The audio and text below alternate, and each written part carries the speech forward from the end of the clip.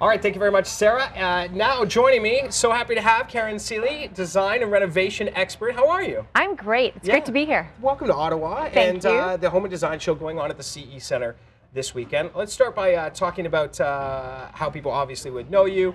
HGTV's Summer Home, also just in a bevy of magazine features as well. Just a great design person. Did you ever have any real choice in what you're going into?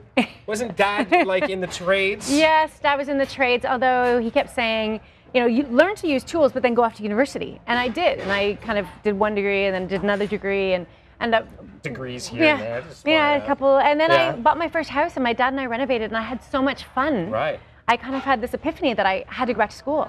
Yeah. So yeah, I decided on my holiday time that I was quitting my job and going back to school for design. Crazy? Well, you can try and fight against what you're going to do in life, I think, and then you end up doing it. So this is the thing about what you do. You're a design and reno expert, and that's a bit different than the average person who comes in and does decor, right? Exactly. I mean, one of the things that's really great about the way I grew up with my dad being in the trades is I grew up on job sites.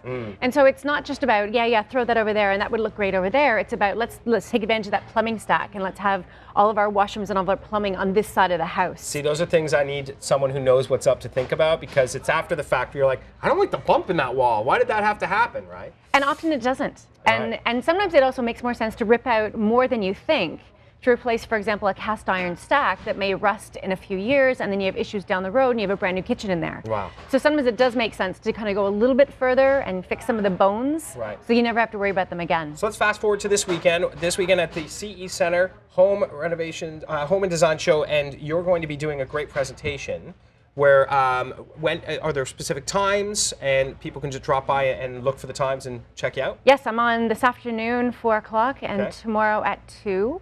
So, and it's been great because we had people on Facebook sending a bunch of questions. We picked some winners.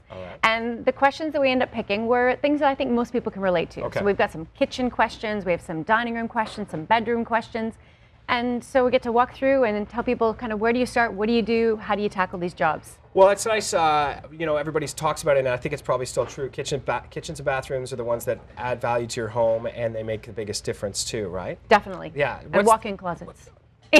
Big time. Those are showstoppers for some people. Anyway, so what's the number one thing people are asking you about? What do they want from you? You know, there's it's all across the board. Like, and I find in the winter, often people are thinking about renovating basements. Okay. You know, because people are looking for that extra space. They've been living outside all summer, and now they're cramped back in their house, and they think, oh, let's make use of space we already have in our home. All right. We do a lot of additions. We add third stories. We dig out basements. I mean, we do it all. But it is more people are renovating than moving. I think people, you know, have great neighbors, great schools. It's expensive to move, so people think, well, you know what? Let's stay where we are and see what we can do. Right. I think we got some pictures actually of the Home and Design Show coming up and what you can expect there.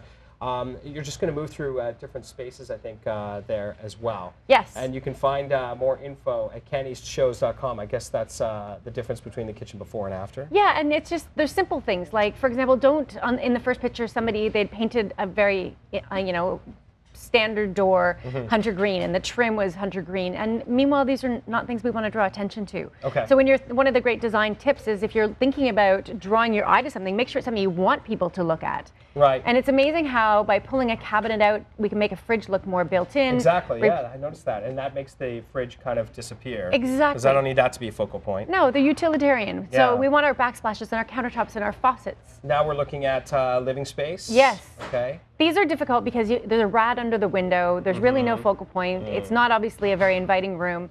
So by getting rid of the rad under the window, we put in a fireplace on the wall there, and I just want to say thanks for the blinds disappearing too. You're welcome. Yeah, happy about that too. Okay, good.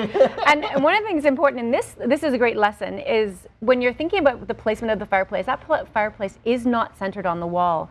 And what we did instead was we laid out our furniture and then decided that the fireplace should be centered on the furniture arrangement. Okay, so that way you can actually cheat the room a little bit. Exactly. Okay, I like that. And then we're looking here now. I'm just seeing a lot of wood. You know, and a lot of people have moved into these homes, and they're a little dated, and you know, like, they like the bones. There's good space. There's good light. But they love to put things on early 80s, late 70s, early 80s. They loved angled wood, huh? I know. They loved it. And it really does feel dated. So we took down the angled wood. Beautiful. And This is actually a really inexpensive project because those stones, those little pebbles behind the fireplace, are actually entry mats. So we bought 4 entry mats and put them up on the wall and grouted them, and changed out the bricks, which were really high and just actually sitting on the carpeting, and put in a nice slate floor. Make sure everything you're using is obviously fire rated.